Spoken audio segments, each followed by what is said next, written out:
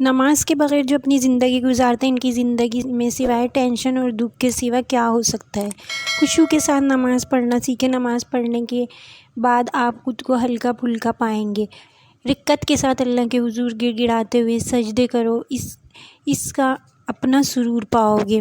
بندہ کہتا ہے نماز پڑھتا ہوں، ایسی کیفیت تو پیدا نہیں ہوتی، کیا فائدہ نماز کا؟ اور لوگ کہتے ہیں فلاں بندے نے یہ جرم کیا ہے، اس سے یہ جرم سرزد ہو گیا اور نماز بھی پڑھتا ہے، اس کی نماز کا کیا فائدہ؟ لوگ الزام دیتے ہیں۔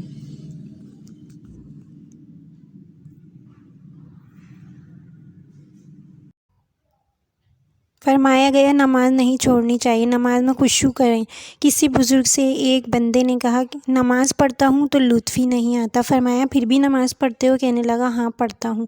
کہا تم لطف کے لیے نہیں اللہ کے لیے نماز پڑھتے ہو، تم اللہ کے بندے ہو، سرور نہیں آ رہا، خیال تنگ کر رہے ہیں، پھر بھی نماز پڑھ رہے ہو، بار بار بھولتے ہو پھر بھی نماز پڑھ رہے ہو، دوبارہ نیت باندھتے ہو پھر بھی نماز پڑھ رہے ہو، تم اللہ کے بندے ہو، تم نماز پڑھتے ہو، تم اللہ کے بندے ہو، تم نماز پڑھتے رہو، اللہ تعالیٰ اپنا کرم کرے گا اور تمہارا دل نماز میں لگنے لگے گا۔ خشوع اور خضوع کو اپنی زندگی میں شامل کرو، نماز میں شامل کرو۔